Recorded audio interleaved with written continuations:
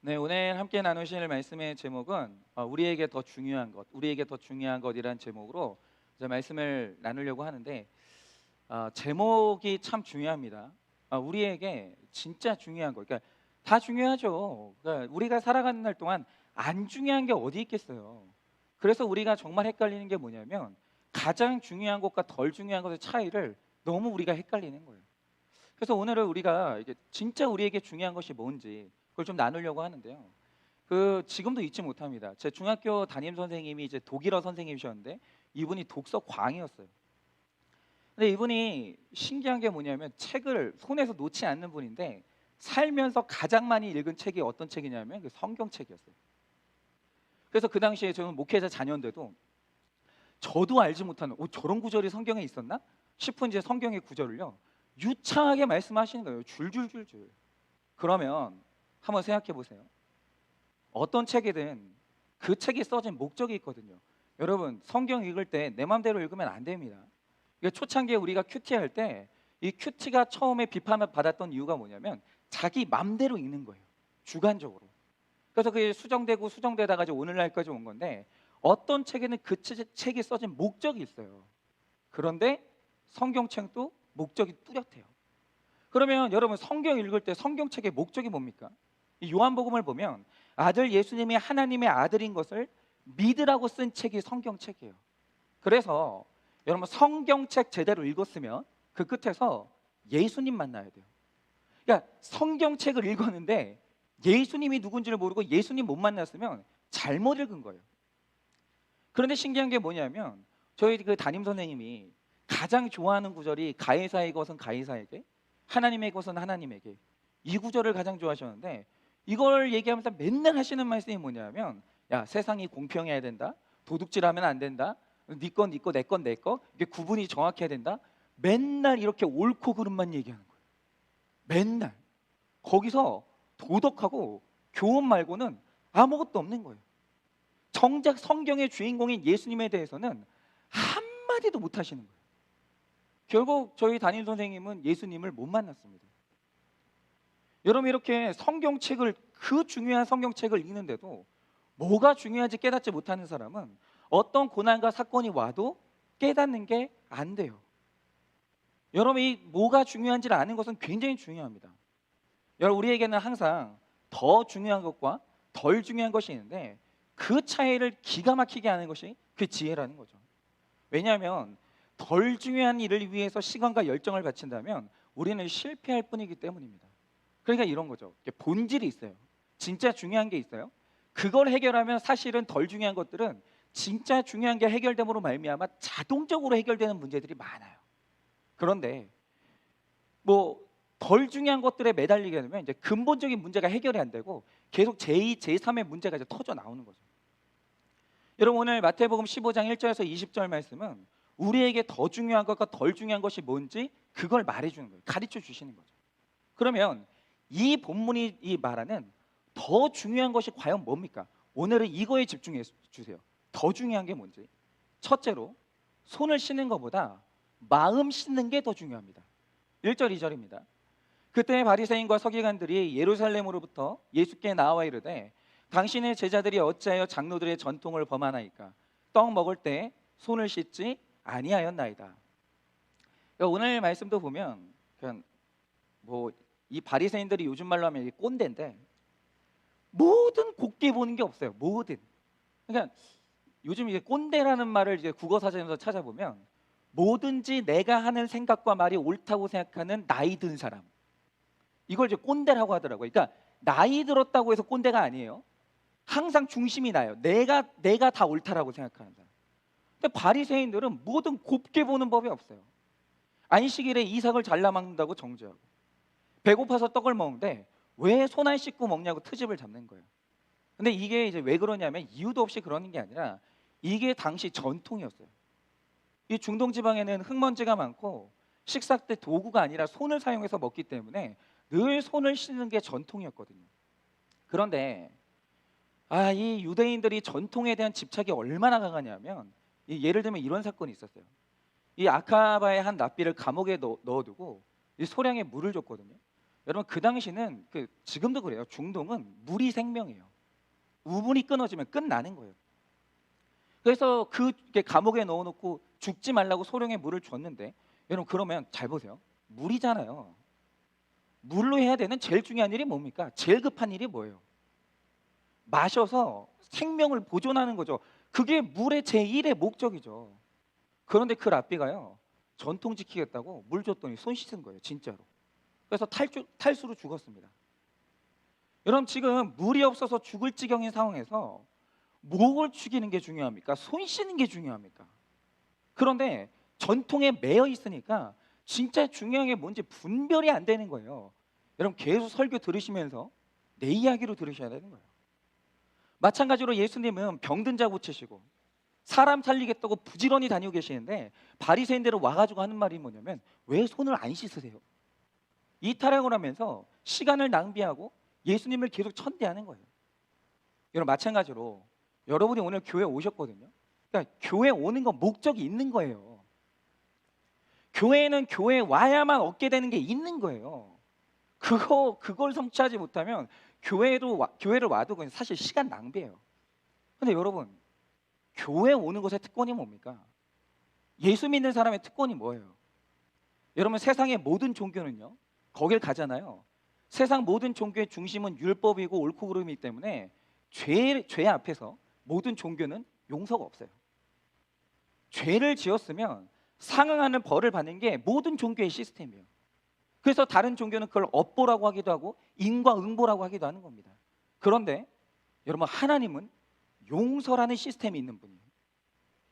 여러분 회개하면 용서해 주시는데, 용서는 뭐냐면 잊어주는 게 아니에요. 죄 지은 사람을 변화시키고 적극적으로 씻겨가지고 새 사람 만드는, 이게 예수님에게만 있는 이 특권이라는 거죠. 그래서 예수 만났으면 회개하고 용서받고 천국 가는 것은 예수 믿는 사람만의 특권이에요. 교회 오면 이거 해야 되는 거예요. 그런데 예수 믿었어요. 교회 왔어요. 근데 여전히 있잖아요. 죄 앞에서 체면 따지는 거예요. 우리 집이 어떤 집안인데, 내가 어떤 사람인데, 체면 따지면서 회개와 죄 고백을 못하는 거예요. 자기 특권을 박탈하는 거죠. 그러니까 교회 왔으면서도 뭐가 먼저인지를 모르는 거예요. 정신없이 신앙생활하는 사람 굉장히 많습니다. 3절입니다. 대답하여 이르시되 너희는 어찌하여 너희 전통으로 하나님의 계명을 범하느냐. 여러분 오늘 예수님이 하시는 말씀이 뭐냐면, 나는 전통을 범하지 않았다라고 말씀 안 하세요. 오늘 예수님은 그래 나 전통 범했어 말씀하십니다. 왜냐? 오늘 예수님이 이렇게 하시는 이유가 뭐냐면, 바리새인들은 그 전통에 집착하느라 하나님 말씀을 어기고 있다는 걸 보여주고 싶은 거예요. 이 말 뜻이 뭐냐면, 여러분 우리 한일교회에 계신 분들은 정말 이걸 잊으시면 안 돼요. 전통은 진리가 아니에요. 전통은 진리가 아니에요. 교회 안에도 전통과 진리가 있는데 절대 헷갈리시면 안 돼요. 그래서 전통이라는 건 언제든지 하나님의 뜻과 정반대일 수 있는 거예요. 내가 늘 옳다고 믿었던 것이 하나님의 뜻과 다를 수 있다는 거죠. 그래서 말씀보다 전통을 앞세우면 오히려 죄 지을 가능성이 많아지는 거예요. 그래서 저는 그래요. 제가 이제 사역을 하면서 여러 교회 소식을 듣잖아요. 교회가 피 터지게 싸우는 교회들이 있어요. 그런데 제가 가만히 왜 싸우나 이제 이야기를 들어보면, 왜 싸우는 줄 아십니까? 진리 때문에 싸우는 교회는 없어요. 그 교회가 진리가 강하면 절대 안 싸워요. 절대. 말씀이 강한 교회치고 싸우는 교회는 제가 들어본 적이 없어요. 언제나 싸우는 문제가 뭐였냐? 전통 때문에 싸우는 거예요. 예를 들어서 이런 거죠. 목사님은 신디 쓰고 싶어요. 저 전자악기. 근데 어떤 분은 저 피아노가 좋아요. 여러분 이 진리예요, 전통이에요? 전통의 문제예요. 뭘로 쓰면 좀 어때요? 은혜 받으면 그만인 거지. 근데 야, 피아노는 하나님이 주신 악기다, 전자악기는 저 사탄의 악기다, 이러면서 이거 가지고 싸우다 교회가 나눠지는 거예요. 진리도 아닌 거 가지고. 예를 들어서 제가 한 번은 저희 가족은 모이면, 명절에 모이면 늘 설날 윷놀이 대전을 하거든요. 이게 굉장히 치열한 싸움인데, 근데 한 번은 이제 윷놀이를 하다가 싸운 적이 있어요. 왜 싸운지 아십니까? 여러분이 좀 판정 좀 해주세요. 여러분 윷은 엎어졌냐 뒤집어졌냐가 생명이잖아요. 예? 뒤집어지면 유시고 엎어지면 무 아니에요. 이게 생명이잖아요. 그럼 보세요.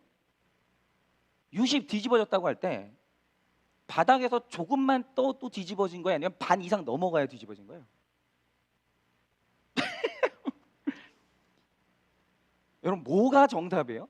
근데 아니 상식적으로 여러분 유시 절반 이상은 넘어가야 뒤집어진 거 아니에요. 그렇지 않아요? 근데 제 동생이 하는 말이 뭐냐, 저는 분명히 모였거든요. 근데 동생이 하는 말이 떴다고. 뜨면 뒤집어진 거래요. 그럼 도라는 거예요. 순식간에 뭐가 도가 되는 거예요. 여러분 하나 여쭤볼게요. 뭐가 맞아요? 근데 제 동생이 하는 말이 뭐냐면, 제가 말했어요 분명히. 야 서울에서는, 서울 사람 아니냐, 서울에서는 조금만 반 이상 넘어가야 그게 저기 뭐야 그 뒤집어진 거라고. 야 서울 특별시에서 말하면 그게 법 아니냐. 그러니까 제 동생이 안산의 법도는 그게 아니라는 거예요. 유시 바닥에서 조금만 떠도 그 뒤집어진 거라는 거예요. 그 뭐냐 도냐를 가지고 막 치열하게 싸우는 거죠. 여러분 뭐가 맞아요? 여러분 상식하고 전통은요 집안마다 달라요. 지역마다 다르고. 여러분 어머니 아버지가 없는 집안의 상식이 다르고 있는 집안의 상식이 다르고 다 달라요. 여러분 제 상식 다르고 여러분 상식 달라요. 교단마다 전통이 다 달라요. 그래서 진리보다 전통이 앞서잖아요. 분열하고 다투고 죄를 짓는 거예요. 여러분 전통 아닙니다. 상식 아닙니다. 진리예요. 적용 질문 드려봅니다. 변하지 않고 똑같이 말을 하는 배우자, 자녀, 목장 식구들에게 어떻게 응대합니까? 그러니까 자기 전통이 최고라고 우기는 사람한테 어떻게 대하시냐 이거죠. 예수님이 반복하여 대답해 주시듯 우리도 같은 마음으로 지치지 않고 혈기 내지 않으며 답하고 있습니까? 내가 정화수를 떠놓고 날마다 목욕 재개하면서 씻는 손은 무엇입니까? 완전히 삶의 습관이 된 여러분의 전통이 뭐냐라는 거죠. 이게 맞나 의심도 안 하고 있는 그 전통. 나는 전통으로 손을 씻고 있습니까? 아니면 말씀으로 마음을 씻고 있습니까? 두 번째로 장로의 전통보다 하나님 말씀이 더 중요합니다. 자, 장로들이 이제 뭐라고 가르쳤든 간에 최종 권위는 하나님 말씀에 있다라는 것을 인정을 해야 돼요. 그러니까 이런 거죠. 부부가 만나잖아요. 둘이 전통이 완전히 달라요. 진짜 뭐 이제 그런 거죠. 국을 먹을 때 들고 마시냐 내려놓고 마시냐 이런 전통도 다 달라요. 다. 아니 저는 제가 결혼하기 전에 이거 얘기는 많이 들었지만 결혼하고 실제 그런 일이 일어날지 진짜 몰랐어요. 저희 집은 진짜 막 뭐 하나도 아끼는 집안이기 때문에 저희 아버지가 치약을 사면 언제나 그랬어요. 아침에 일어나면 제일 먼저 하는 일이 뭐냐? 이 닦는데 이 닦기 전에 하는 경건한 행사가 있어요. 칫솔 꼭 거꾸로 잡고 밑에서부터 튜브를 위로 쭉쭉 올려야 돼요. 그래가지고 그 있잖아요. 그 튜브부 빵빵한 거 있잖아요. 그 기분 좋은 모양 그거 만들어 놔야 되는 거예요. 근데 결혼을 했더니 믿을 수 없는 일이 일어나는 거예요. 아침에 이거 겨우 그렇게 만들어 놨더니 누가 있잖아요. 그 두툼한 거 있잖아요. 그 누르면 기분 안 좋은 거 누가 몰라. 그 누르면 기분 좋죠. 누구나 다. 근데 거기다 손자국을 이렇게 내놓은 거예요. 누구겠어요? 아니, 세상에 이렇게 비상식적인 집이 어디 있냐고. 아니 집에서 그렇게 가르쳤냐 이거죠. 그러니까 이런 거예요. 여러분 부부가 만나도 문화가 달라요. 여러분 근데 이 문화가 다른 부부를 하나로 합칠 수 있는 건 뭐냐면 그 위에 말씀의 권위가 있어야 돼요. 야 우리 목자님한테 한번 물어보자. 뭐가 성경적인지. 야 우리 한번 목사님한테 한번 물어보자. 말씀의 이 결론이 나왔을 때 거기에 고개 숙일 수 있으면 하나 될 수 있다라는 거죠. 이게 신결혼이에요. 모든 전통과 주장보다 내 위에 말씀이 있는 거. 이 두 사람이 만난 것이 신결혼이라 이거죠. 그런데 어느 시대에나 오직 전통을 따라 생각 없이 행동하는 그리스도인이 너무너무 많아요. 그래서 예수님은요 이 부모 공경에 대한 당시의 이제 전통을 지적하십니다. 4절 5절입니다. 하나님이 이르셨을 때 내 부모를 공경하라 하시고 또 아버지나 어머니를 비방하는 자는 반드시 죽임을 당하리라 하셨거늘 너희는 이르되 누구든지 아버지에게나 어머니에게 말하기를 내가 드려 유익하게 할 것이 하나님께 드림이 되었다고 하기만 하면, 그러니까 이 구절의 뜻이 있어요. 당시에는 고르반이라는 전통이 있었는데 이게 뭐냐면 이거 전통이에요. 성경에는 없는 거예요. 이거 전통이에요. 근데 이 전통이 뭐냐면 내가 가진 뭔가를 이건 하나님 거야라고 선언하면 그거 이제 다른 용도로 쓸 수가 없었어요. 근데 뭐 이건 전통이 아니니까 용도는 바꿀 수 있어요. 그 내 필요가 아니라 좀 더 이제 옳은 길이 있다면 거룩이 있다면 바꿀 수 있는 거죠. 근데 이 당시에는 그랬다는 거죠. 그런데 이 고르반의 핵심은 뭐냐면 하나님을 사랑하는 마음의 표현이었어요. 처음에 출발할 때는 하나님께 뭔가를 서원했다. 그러면 내 마음이 변치 않기 위해서 이 선언을 하는 거죠. 다른 용도는 쓰지 않겠다고. 그런데 이 바리새인들이 이 전통을 어떻게 이용했냐? 이 유대인들에게는 우리도 그렇지만 부모 공경에 대한 의무가 있어서 부모님께 늘 좋은 것을 대접해야 되는데 어느 날 부모한테 주기가 싫은 거죠. 아까운 거예요. 그래서 어떻게 했냐? 고르반을 선언해 버리는 거예요. 뭐죠? 전통을 이용해서 부모 공경의 의무를 합법적으로 피하는 거예요. 그러니까 좋은 그릇이 있다고 하죠. 근데 부모한테 주기가 너무 아까운 거예요. 그래서 뭐라고 했냐? 어머니한테 어머니 이거 고르반이에요. 하나님을 위해 쓰기로 했어요. 죄송해요. 이러면서 그 그릇을 끝내 안 드리는 거예요. 근데 이게 겉으로 보면 저 사람이 진짜 하나님을 사랑하는구나 이렇게 보이는 거예요. 이렇게 보기 좋은 전통으로 자기 더러운 속마음을 감추는 사람들이 그게 바로 바리새인들이에요. 전통 가지고 말씀을 범하는 거예요. 여러분 우리 중에 그런 사람들 얼마나 많은지 아십니까? 그런데 하나님은 절대로 속지 않아요. 부모 공경이라는 이름 아래 하나님보다 부모님을 더 섬기는지 전통을 핑계로 부모 공경하기를 회피하는지 다 아십니다. 여러분 우리가 하나님 말씀 어길 때는 다 이유가 있어요. 좋은 이유. 명목은 그럴듯하죠. 근데 하나님은 속지 않아요. 7절에서 9절 말씀에서 오늘 말씀이 예수님이 이렇게 말씀하십니다. 외식하는 자들아 이사야가 너희에 관하여 잘 예언하였도다. 이르시되 이 백성이 입술로는 나를 공경하되 마음은 내게서 멀도다. 사람의 계명으로 교훈을 삼아 가르치니 나를 헛되이 경배하는도다 하였느니라 하시고, 마음은 하나님한테 없으면서 입술로만 존경하는 척하는 것을 하나님이 아신다라는 거죠. 부모에게 인사하면서 대화는 거부하고 뭐 돈은 따박따박 드려요. 근데 부모님의 구원과 영적 관심 상태에 대해서는 관심이 전혀 없는 것이 입술로만 섬기는 모습이라 이거죠. 난 생활비 드렸으니까 너 할 거 다 한 거 아니냐. 이렇게 나오지 말라는 거예요. 여러분 하나님은 우리가 주님께 올라갈수록 점점 더 많은 것을 요구하시고 더 깊은 진실을 요구하세요.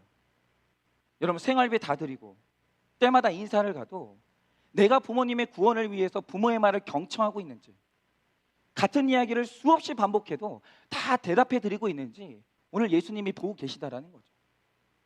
나는 이 교회를 가야 돼서 그런 것까지 할 시간이 없어.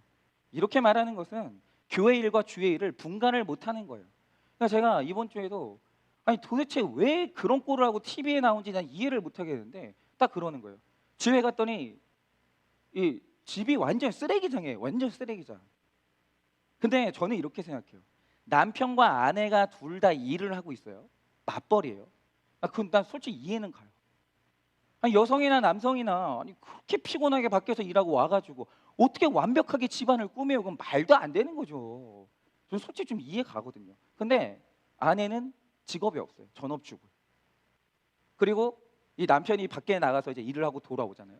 그러면 제가 웬만해서 이런 말씀 드리는 게 아니에요. 뭐 전업주부면 뭐 집안일을 완벽해야 된다? 이거 아닙니다. 애 키우다 보면 그럴 수도 있죠. 근데 이거는 날마다 그런 거예요. 방치 아무것도 안 하는 거예요. 왜냐라고 하면 그분이 하시는 말씀이 뭔지 아십니까? 저희 교회 모임이 너무 많아서. 정말 아니 왜 TV를 나오냐고요. 그냥 그렇게 덕을 세우지 못할 거면 그냥 둘이 알아서 하지. 왜 그런 모습으로 TV를 나오냐고요. 제가 예배를 좀 드려야 되고 저희 소그룹 모임이 이제 꼭 가야 되기 때문에 어쩔 수가 없대요. 근데 그 남편은 불신자 남편인데 그런 아내를 보면서 교회를 점점 혐오하는 거예요. 여러분 이게 뭐냐면 진짜 중요한 게 뭔지 분간이 안 되는 거예요. 이게 바로 전통을 가지고 이 계명을 어기는 거죠. 여러분 우리가 지금 전통으로 계명을 범하는 게 뭐가 있습니까? 여러분 우리나라에도 체면 뭐 전통 이제 허례허식이 많은데 얼마 전에 이제 한의학 박사 김양규 장로님의 이 책을 봤거든요. 근데 이제 우리나라 이제 장명법에 대한 이야기가 나오는데 여러분도 혹시 애들 이름 지을 때 이렇게 지으십니까? 그러니까 우리나라 장명법의 그 원리가 그거예요. 오행이 우주를 흐르는 이제 기운이 있기 때문에 증조 할아버지, 할아버지, 아버지, 아들, 손자 5번을 주기로 목, 화, 토, 금, 수 순으로 가운데나 끝자를 돌림자를 쓴다고 합니다. 그러니까 돌림자를 쓸 때 왜 쓰는지도 모르고 하는 거예요. 그러니까 해야 될 것 같으니까 하는 건데 원래 이 원리가 있는 거예요. 뭐 오행, 음양 뭐 이런 원리. 그래서 오행의 유전을 철칙 삼아서 그 중에서도 상생하는 이름으로 짓는다는 거죠. 아휴, 이러니까 이제 돈 주고 지어야 되는 거예요. 장명소 가가지고.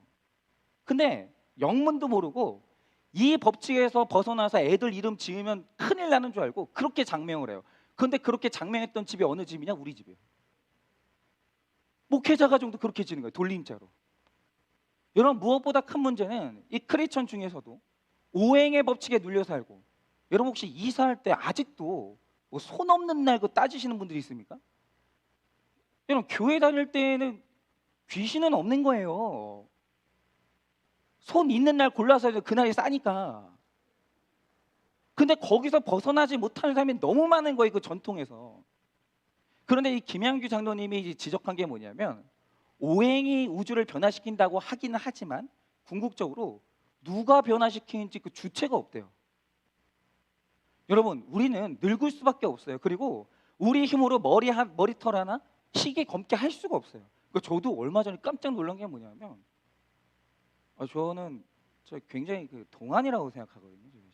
그냥 그런다고 생각하세요. 그냥 저는 그렇게 생각해요. 여러분 어떠신지 몰라도. 예.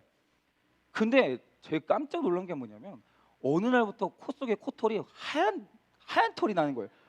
이거는 어떻게 뭐 염색도 못 하겠는 거예요. 막 이게 못 맞겠는 거예요. 여러분 우리는 아무것도 못 해요. 근데 하나님이 없는데도 우리가 음양 오행의 법칙을 따라 가지고 우리 인생을 바꿀 수 있다고 착각하는 것이 이게 오행이에요.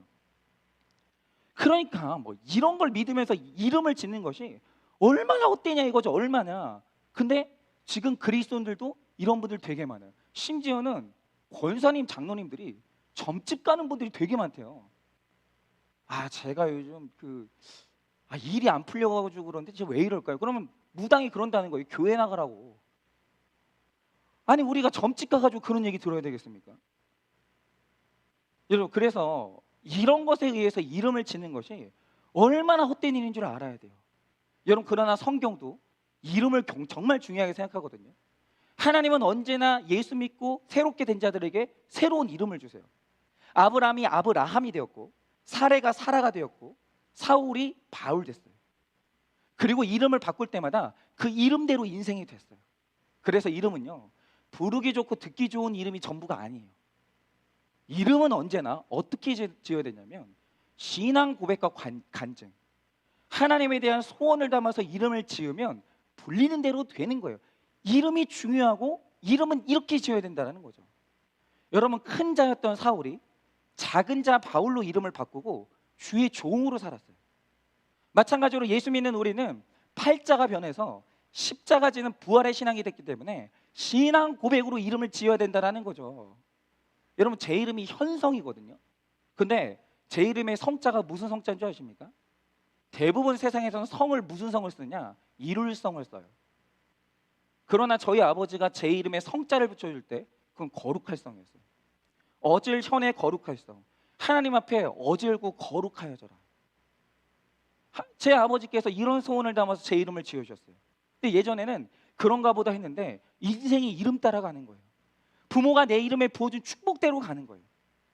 요즘 제가 이제 부모님이 이 이름을 지어주신 것이 너무 신기하고 놀란 게 이유가 뭐냐면 인생이 이대로 가고 있는 거예요. 당시에는 어떤 마음을 이렇게 지어주셨는지 몰랐지만 제 부모님이 지어주신 그 소원의 인생대로 제가 거룩을 인생으로 그 목적으로 삼는 목회를 하고 있으니까 이게 이름대로 되어져 가는 거예요. 이게 신기하더라고요. 그래서 이 이름 주신 부모님한테 너무 감사한 거예요. 세상과 세상의 야망과 욕심 이루는 이룰성의 인생이 아니라 구원과 거룩을 이루는 거룩할 성의 인생이 되었으니까 이거보다 감사한 게 없는 거예요. 그래서 여러분, 믿는 자들은 믿는 대로 이름을 진짜 잘 지어야 돼요. 그러니까 제 딸이 예지인데 보통 많은 분들이 예수님의 지혜예요? 뭐 이렇게 물어보시는데 아닙니다. 왜 예지라고 지었냐면 얘가 태어나던 날 그 큐티 본문이 베드로후서 3장이었거든요. 나중에 한번 읽어보세요. 근데 그날 제 본문의 내용이 뭐냐면 하나님께는 하루가 천년 같고 천년이 하루 같기 때문에 기다리라는 거예요. 그래서 제가 이 말씀을 보고 제 딸 이름을 지을 때 뭐라고 지었냐면 맡길 예 기다릴지. 하나님께 잘 맡기고 기다리고 있으면 너 반드시 하나님 만난다. 이 뜻을 가지고 제가 지어준 이름이 예지예요. 그래서 제가 이 이름 덕분인지 제가 우리 예지를 기를 때 이 아이가 첫 마디를 하기까지 굉장히 오랜 시간 걸렸어요. 병원도 다니고 오래 걸렸다는 거죠. 그런데 그렇게 이 아이의 그 첫 마디 언어가 터지기를 기다릴 때 그때 하나님께 맡기는 법을 제 아내와 제가 그때 또 터득을 했어요. 여러분, 이름대로 가는 거예요. 그리고 뭐 제 동료 목사님 같은 경우에는 애가 딱 태어났는데 그날 애 이름 그날 성경 본문이 다말하고 유다가 있는 거예요. 그래가지고 어떻게 할까 하다가 유말이라고 할까 하니까 얘가 이름이 여자인데 너무 이상해지니까 다유라고 이제 지은 거예요. 이런 식으로 한 거죠. 여러분, 우리는 주님 앞에서 티끌만도 못한 존재이기 때문에 하나님이 넌 구덕이라고 해라, 벌레라고 해라, 모든 생명체의 이름을 주셨듯이 우리에게 그 이름을 주셔도 할 말이 없는 인생이에요. 그러니 여러분, 우리가 주님 앞에 신앙 고백의 이름을 지어야 되는 거예요. 그래서 이 말씀이 있는 공동체는 언제나 이름 지을 때 있잖아요, 지도자하고 같이 고민을 해요. 이 아이가 태어난 그날 본문 가지고 하나님께서 이 본문이 있는 날 아이를 주셨는데 이 말씀을 가지고 뭐라고 지을까? 늘 그 신앙 고백을 하는 거죠. 여러분, 우리가 이름을 지을 때 어떻게 하면 전도할 이름이 될까? 신앙 고백이 담길까? 그걸 고민하시기 바랍니다. 그게 중요한 거예요. 뭐 음양 오행, 뭐 손 없는 날, 이런 게 중요한 게 아니라는 거죠. 적용 질문 드립니다. 내가 매여 있는 전통은 무엇입니까?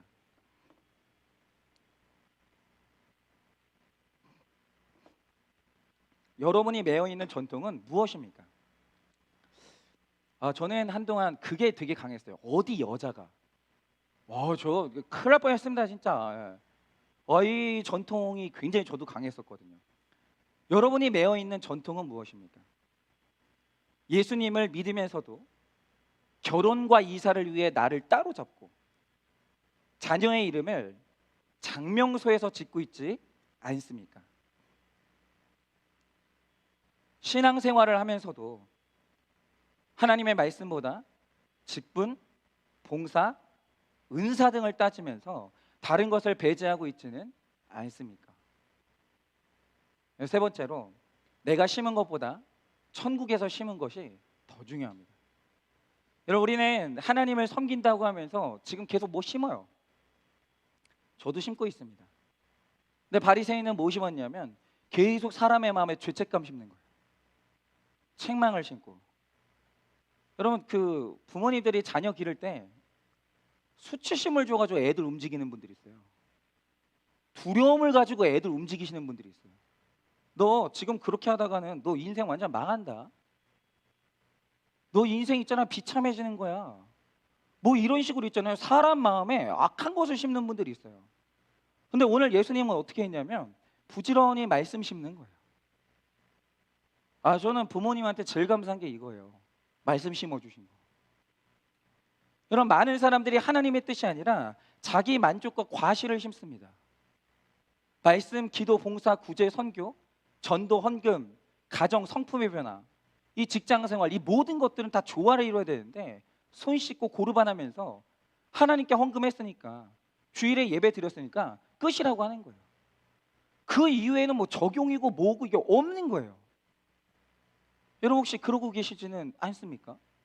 이게 오늘 예배를 드렸으면 이게 내 삶에 녹아가지고 나머지 6일 동안 이게 조화를 이루어야 되거든요. 근데 오늘 예배 딱 드렸으면 끝. 그 이후로 말씀하고 내 삶이 아무 관계가 없는 거예요. 아무 관계. 이게 뭐냐면 사람의 전통을 지키느라 하나님의 계명을 버리는 거예요. 9절입니다. 사람의 계명으로 교훈을 삼아 가르치니 나를 헛되이 경배하는도다 하였느니라 하시고. 여러분 우리가 예수님에 대해서 너무 잘 알고 있다고 착하지만 삶에서 예수님의 모습이 나타나지 않는다면 주를 헛되이 경배하는 것이라고 그렇게 말씀을 하십니다. 10절에서 12절입니다. 무리를 불러 이르시되 듣고 깨달으라. 입으로 들어가는 것이 사람을 더럽게 하는 것이 아니라 입에서 나오는 그것이 사람을 더럽게 하는 것이니라. 이에 제자들이 나와 이르되 바리새인들이 이 말씀을 듣고 걸림이 된 줄을 아시나이까. 그러니까 이 제자들도 뭐가 중요한지 몰라요. 여러분 예수님이 말씀을 듣든지 듣지 아니하든지 전하는 게 중요합니까? 바리새인들 기분이 중요합니까? 여러분 우리가 말씀을 전하고 이제 뭐 소그룹을 인도할 때 늘 걱정하는 게 뭐냐면 저는 이제 제일 중요한 게 이거예요. 사람 수준 봐가면서 얘기해야 돼요. 그러니까 믿음이 엄청 좋은 사람한테 해야 될 말이 있고 진짜 초신자한테 해야 될 말이 있거든요. 그래서 수준 봐가면서 얘기하는 거예요. 근데 중요한 것은 뭐냐면 언젠가 해야 될 말은 해야 되는 거예요. 아무리 그래도. 그런데 이 바리새인들이 예수님이 단호하게 말씀하시자 제자들이 걱정하는 거예요. 예수님, 저 바리새인들이 사내들인 공회의 권세자들이에요. 저 사람들이 그 말에 상처받았으면 어떡해요? 그러면서 복음이 선포되고 있는데 사람 기분 살피는 거예요. 그냥 우리가 늘 이래요. 뭐가 중요한지를 전혀 모르는 거예요. 13절 14절입니다. 예수께서 대답하여 이르시되 심은 것마다 내 하늘 아버지께서 심으시지 않은 것은 뽑힐 것이니 그냥 두라. 그들은 맹인이 되어 맹인을 인도하는 자로다. 만일 맹인이 맹인을 인도하면 둘이 다 구덩이에 빠지리라 하시니. 근데 예수님이 하시는 말씀이 뭐냐면 자 예수님이 오늘 진짜 만약에 바리새인들이 기분이 나빠도 이 말씀이 들리고 받아들여지면 구원받아요. 근데 예수님이 이 사람이 반드시 들어야 되는 복음을 전했죠. 그리고 하시는 말씀이 뭐냐면 전했으면 그냥 좀 두라는 거예요. 그냥. 만약 이들이 우리가 뽑지 않아도 가만히 두어도 구원 못 받을 사람은 못 받는다라는 거죠. 헤롯도 버리고 떠나셨고 바리새인도 그냥 두라는 거예요. 그냥 딱 거기까지인 거예요. 억지로 이렇게 세우지 말라라고 하십니다. 그러니까 저도 그런 거예요. 저희 스승님이 저를 이 하늘교회 보내실 때 계속 하셨던 말씀이 뭐냐면 그거예요. 절대로 부흥 욕심 내지 마라. 성장 욕심 내지 마라. 그냥 한 사람 주저앉히려고 오늘 네가 전해야 되는 이 구속사의 복음을 말하지 못하는 그런 일이 없도록 하라는 거예요. 그냥 너는 담대하게 전하고 그냥 네가 못하는 건 딱 거기까지라고 하라 이거예요. 여러분 우리가 큐티가 어려운 이유가 뭐냐면 적용이 안 돼서 그래요. 여러분 바리새인들이 끝까지 전통을 깨지 못해서 비방을 합니다. 그러니까 저 역시 제 설교 역시 이 깨닫지 못하면 오픈하는 것도 싫고 자꾸 비판이 나오는 거예요. 아니 그러니까 저는 이제 몰랐거든요. 몰랐는데 그러니까 제 설교를 들어주시는 분들이 좀 몇 분 계시는데 이제 그분들이 이제 전도를 한다고 남편 앞에서 식구 앞에서 밥 먹을 때 뭐 할 때 일부러 틀어 놓으신대요. 제가 그러라고 한 건 아니거든요. 그냥 그분들이 그냥 전도를 하겠다고 믿었으면 좋겠어서 이렇게 하는데 야 그분들 중에 저를 그렇게 싫어하는 분들이 있다네요. 도대체 이놈 나이가 몇 살이냐고. 네. 나이도 어린 놈이 왜 이렇게 막 소리 지르면서 얘기하냐고 막 저를 그렇게 싫어하는 분들이 있대요. 저는 한번 만나 뵙지도 못했는데 그렇죠. 제가 생각을 해보면 이 설교 내용이 사람들이 좋아하는 내용은 진짜 아니에요. 자꾸 오픈하라고 그러고 죄 고백하라고 하니까 싫죠. 지가 뭔데. 아니 뭘 자꾸 오픈하라고 하냐고. 죄를 보라고 하는데 여기가 무슨 경찰서냐고 진술을 하라고 하냐고. 뭐 그럴 수 있는 거죠. 그런데 예수님이 말씀하세요. 그리고 무리에게 깨달으라고 하시고는 입에서 나오는 것이 더러운 것이라고만 말씀하시고 이 바리새인들어 맹인이 맹인을 인도하는 것 같다고 그렇게 얘기를 하십니다. 이 말 뜻이 뭐냐면 그냥 못 보는 자들은 못 봐요. 그러니까 어쩔 수 없는 게 있는 거예요. 여러분, 이들은 진리가 아니라 자신들의 지식과 성품이 우상이 되어서 자신들이 깨닫지 못하는 것에 대한 애통함도 없고 알려고 하는 마음도 전혀 없는 거예요. 전혀. 지옥을 말해도 기분만 나쁘지 그게 나랑 상관이 있다는 생각을 아예 안 하는 거예요. 여러분, 그래서 베드로처럼 무식해도 모르면 모르는 것을 인정하고 가르쳐달라고 하는 겸손함이 전 귀한 것입니다. 그래서 이번 주에도 우리 이 집사님 댁에 가서 신방을 했는데 집사님이 저를 신방을 청한 것은 이유는 딱 하나예요. 그게 뭐냐면 큐티하고 싶은데 큐티 어떻게 하는지 모르겠다라는 거예요. 물어보는 게 되게 귀한 거예요. 이런 분들이 예수님 꼭 만나요. 그러니까 모르는 게 있잖아요. 물어보면 되는 거예요. 근데 이런 거예요. 신앙생활 되게 오래 했는데 큐티 어떻게 하는지 모르겠다는 말을 하기가 체면이 상하는 거예요. 그래가지고 모르는데 아는 것처럼 안 물어보는 거예요. 여러분, 그게 바로 전통이에요. 근데 그 사람이 누구냐면 저거든요. 큐티를 안 해봤어요. 저도 신학을 했죠. 큐티를 한 게 아니잖아요. 어떻게 하는지 모르는데 아는 척을 하는 거예요. 맨날. 하여튼 진짜 목사들 중에 이런 사람 되게 많을 건데 뭐 딴 사람은 잘 모르겠고 제가 그랬어요.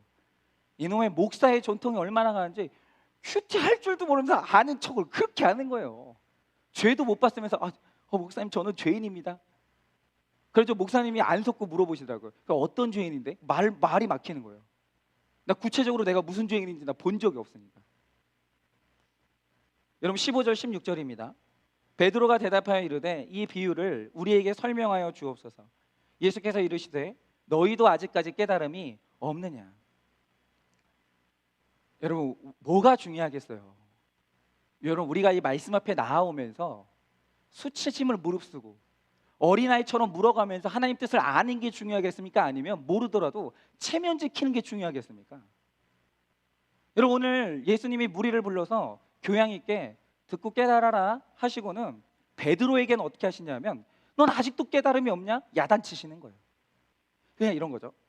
구원이 없는 자에게는 그냥 교양 있게 말하고 끝내요. 근데 베드로한테는 왜 이렇게 깨닫지 못하냐고 꾸짖으시는 거예요. 근데 여러분, 야단치는 게 살아인 것을 아셔야 돼요. 이게 하나님한테 되게 중요하다는 걸 아셔야 되는 거죠. 여러분, 욥기 말씀을 보니까 형통한 악인한테는 면전에서 야단칠 사람이 없다고 했어요. 그러니까 목회자가 돼도 제일 위험한 때가 언제냐면 야단칠 사람이 없어지면 굉장히 위험해지는 거예요. 목사가. 여러분, 우리도 마찬가지입니다. 우리 인생에 감히 나한테 쓴소리하는 사람이 없다. 복 받은 게 아니에요. 굉장히 위험해진 거예요. 여러분, 주님은 헤롯과 바리새인들은 떠나세요. 절대 안 혼내십니다. 근데 제자들에게는 아직도 너 말씀이 아니라 전통이냐, 아직도 이렇게 사랑은 없고 맨날 상식이냐고 꾸짖으시는 거예요. 근데 여러분, 이게 뭐냐? 이게 사랑이에요. 혼나서라도 배우고 돌이키는 게 중요한 거예요.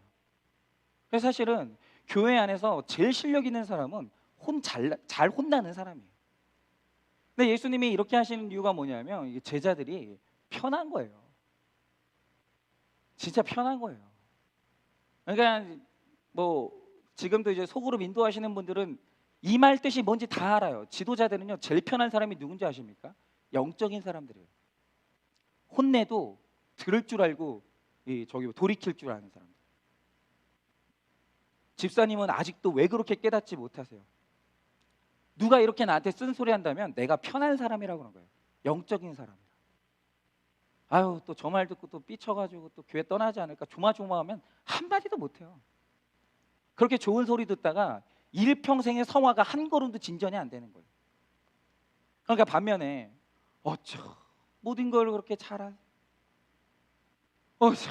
그렇게 그냥 옷을 잘 입으시, 그렇게 예쁘시냐고 잘생겼냐고 매주 교회에 올 때마다 이게 칭찬만 받는다면 내가 아직 편한 사람이 아니구나, 이렇게 생각하시면 되는 거예요. 17절에서 20절입니다. 입으로 들어가는 모든 것은 배로 들어가서 뒤로 버려지는 줄 알지 못하느냐. 입에서 나오는 것들은 마음에서 나오나니 이것이야말로 사람을 더럽게 하느니라.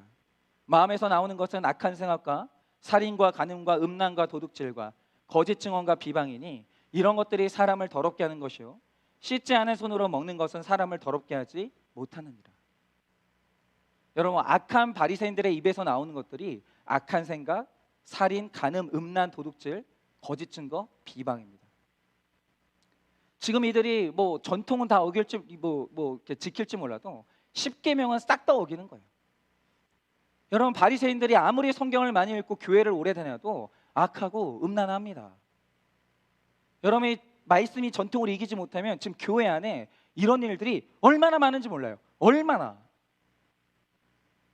교회 안에서 불륜이 일어나요. 왜 아니겠습니까? 교회 안에서 도둑질이 일어나요. 여러분, 교회는 매주마다 성도님들이 정말 정성스럽게 이 현금을 가지고 와서 헌금을 한단 말이죠. 그 돈 노리는 사람이 있어요. 교회 안에. 여러분, 우리가 교회 오래 다녔다고 해서 완전히 거룩한 게 아니라는 거죠. 교회를 오래 다녀도 악하고 음란해요. 여러분, 말씀과 기도, 그리고 가장 중요한 적용이 쌓여야 선이 나오는데 말씀과 기도가 있어도 적용이 없다면 악이 나올 뿐이에요. 여러분, 망하고 힘들수록 교회에 오게 되면서 그러다가 양육받고 양육하고 또 정해진 예배를 참석하다가 그러다가 목자가 되는 거예요. 하지만 망했다고 성경도 안 보고 소그룹에도 안 오고 그 많은 시간 동안 세상만 보고 있으면 얼마나 보고 싶고 가고 싶고 먹고 싶은 게 많겠습니까? 남과 비교하니까 원망만 나오고 그러면서 자기 자신이 비참해지니까 그저 쌓은 악에서 악을 낼 뿐인 거예요. 여러분, 오래 다니는 건 정말 중요하지 않아요. 여러분, 그래서 교회도 보면요, 정상적인 교회는 이렇게 돼야 돼요. 오래 다녔다고 이렇게 단임 순대로 직분 받는다? 큰일 납니다. 큰일 납니다, 진짜. 여러분, 교회는 빨리 된 자가 먼저 될 수 있고 먼저 된 자가 늦게 될 수 있는 거예요. 여러분, 적용으로 거룩이 강한 사람이 직분을 받아야 되는 거지. 오래 다녔다고 직분을 받으면 큰일 납니다, 정말. 여러분, 다 가진 사람은 기회가 열려 있어서 마음대로 하니까 위험합니다. 근데 없는 사람은 없어서 원망하고 비교하고 판단하고 미워하니 그게 살인 아니겠습니까? 여러분, 교회 와서 해야 될 게 뭐예요? 다니지 마시고 적용하라는 거죠. 봐야 되는 거고 인정해야 되는 거예요. 근데 제가 너무 요즘에 기쁜 게 뭐냐면 점점 있잖아요. 어떤 쓴소리를 들으면 인정하시는 분들이 점점 많아져요. 근데 그게 진짜 우리 성도님들에게 제가 너무 존경하는 부분이고 대단한 거예요, 정말. 내가 일평생 살면서 옳다라고 여겨왔던 부분을 자, 저 젊은 목사가 설교를 해요. 들어보니까 저 말씀이요. 내가 틀렸네. 아, 그러네. 생각해보니까 저 말씀 듣고 나니까 아, 그게 죄였네. 아, 나는 도덕을 얘기한다고 했지만 이게 전통이었지 진리가 아니었네. 내가 자꾸 옳고 그름으로 정죄를 했지만 아, 내 사랑이 없었네. 이걸 인정들을 하시는 거예요. 아, 이게 너무 감사하더라고요. 여러분, 교회까지 오셨으면 중요한 게 뭔지를 우리가 알아야 돼요. 여러분, 교회 와서 중요한 건 다니는 게 아니에요. 교회를 와서 중요한 건 적용이에요.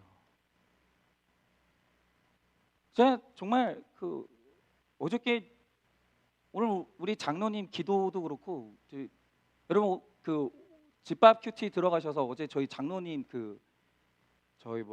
큐티 쓰신 것 좀 다 보셨으면 좋겠어요. 여러분, 교회 장로님인데 내가 그동안 타협을 하면서 제사 드렸고 내 자녀들도 제사에 참여하게 했다는 고백하는 거 쉽지 않습니다. 쉽지 않아요. 나는 그럴 수밖에 없었다고 얼마든지 말할 수 있어요. 근데 그걸 적용해가지고 고백한다는, 만천하에 고백한다는 게 여러분 신사참배를 고백하는 것만큼 어려운 일이에요. 근데 그걸 보니까 저도 죄가 보이는 게 저는 저희 집에 믿는 집안이거든요. 어머니 때는 5대째고 저희 아버지는 3대째예요. 양가에 제사를 지내는 사람이 없어요. 아니, 장로님은 믿는 사람이 없어요. 집에 혼자예요. 혼자 장로님까지 되신 거예요. 그러니까 욕을 얼마나 드셨겠어요. 근데 저는 제사한다고 욕하는 사람이 없거든요. 오히려 제사하면 오히려 욕 먹어요. 근데 저는 우상 숭배했거든요. 양가가 다 믿는 집안인데 제 안에 우상이 얼마나 많은지 아십니까?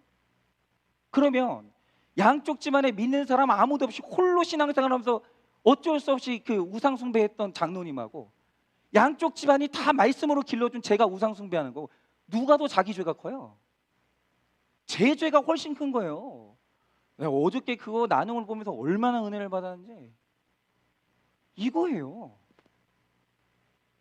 그럼 직분이 중요합니까? 중요해요. 직분은 그냥 받는 거 아니에요.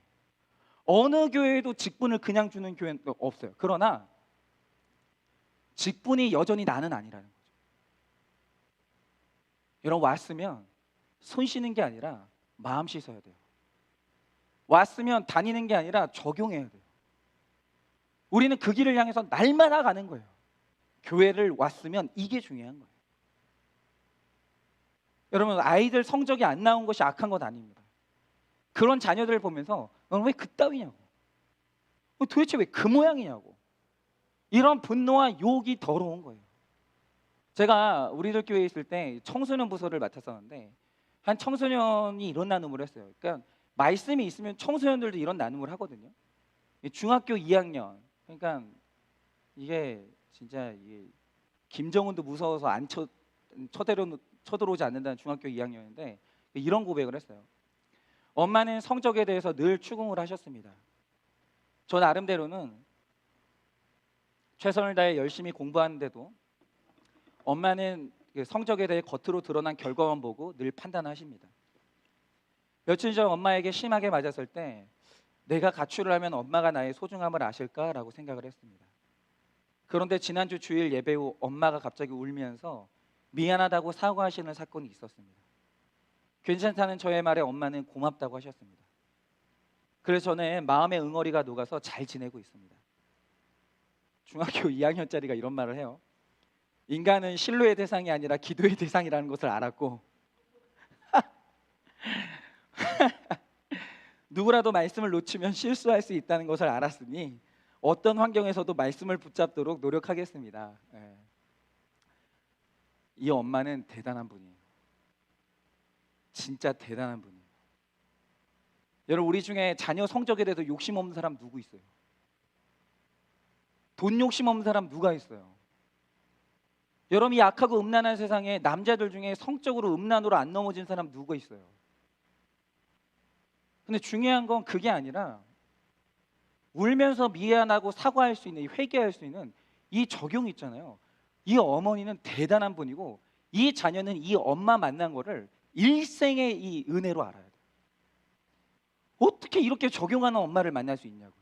이 엄마는 뭐가 중요한지를 아는 거예요. 여러분, 우리가 어려서부터 음식 골고루 먹는 것을 가르쳐야죠. 잡곡, 야채, 된장, 김치를 골고루 먹게끔 가르쳐야 되고, 운동은 진짜 어릴 때부터 습관이 되게 만들어야 돼요. 저는 지금 이제 운동 전도사거든요. 가끔 이제 청년들 지금 만나고 있는데 특별히 청년들한테는 만날 때마다 운동하라고 해요. 운동하라고. 그리고 성경 읽혀야 돼요. 그러니까 이 세 가지만 훈련되면 일생을 잘 살 수 있습니다. 그런데 평생을 앉혀놓고 공부만 시키더니 더 중요한 것이 있는 줄도 모르고 악하고 음란한 길을 걷는 거예요. 여러분, 건강을 해치는 콜라, 피자, 과자만 먹으면 음식을 절제하지 못합니다. 마찬가지로 영으로 드리는 예배가 뭔지도 모르고 구원에 초점이 맞춰져 있지 않으니까 이 보이는 땅의 것들에 그렇게 집착을 하는 거예요. 여러분, 이제 중요한 게 뭔지를 이제 좀 결단 좀 하세요. 여러분, 정말 우리가 보이는 이 땅의 것들에만 계속 집착하게 되는 거예요. 초점을 맞추지 않으면. 여러분, 오늘 여러분들은 무엇을 심고 있으십니까? 여러분, 입에서 나오는 것 중에 가장 깨끗한 것은 자기 죄와 부족을 회개하는 거예요. 오늘 우리가 이렇게 날마다 중요한 것이 뭔지를 알아서 그 중요한 것을 심고 마침내는 하나님이 원하시는 것을 이루시는 여러분 되시기를 간절히 축원을 드립니다. 적용 질문 마지막으로 드립니다. 예수 믿는 사람으로서 참된 사랑을 보여주기 위해 끊어야 할 중독은 무엇입니까?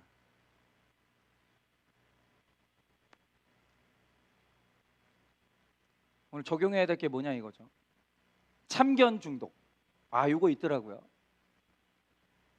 예, 뭐 저도 그런 거 경험해 봤는데 애를 이렇게 유모차를 끌고 가면은 찬발 안 맞지? 그러고 가시는 거예요. 예, 그 욕설 중독. 그 운전대만 잡으면 그렇게 욕하시는 분들이 있더라고요. 술과 사람 중독, 음란물 중독, 게임 중독 등 내가 끊어야 할 것을 구체적으로 결단하시면 너무 좋겠습니다. 적용을 하세요. 그리고 저는 이제 뭐 앞으로 소그룹이 활성화 다시 이제 시작되면 이제 그러겠지만, 만약에 중독이 너무 심하다 싶으면 우리 한일교회에서는 입원 치료도 권할 거예요. 아니 그게 웃긴 게 아니에요. 아니 그 여러분들 저기 뭐야 그 아프시면 다 입원하잖아요. 정신과도 원래 입원해야 되는 질병이 되게 많아요. 중독은 집에서 못 끊어요. 인터넷이 없는 시절에는 끊는 거지, 인터넷 있는 요즘에는 못 끊어요. 그거. 그렇게 여러분 이번 한 주도 중요한 것이 뭔지를 깨달아서 다 결단하시고 승리하시기를 예수님의 이름으로 축원을 드립니다.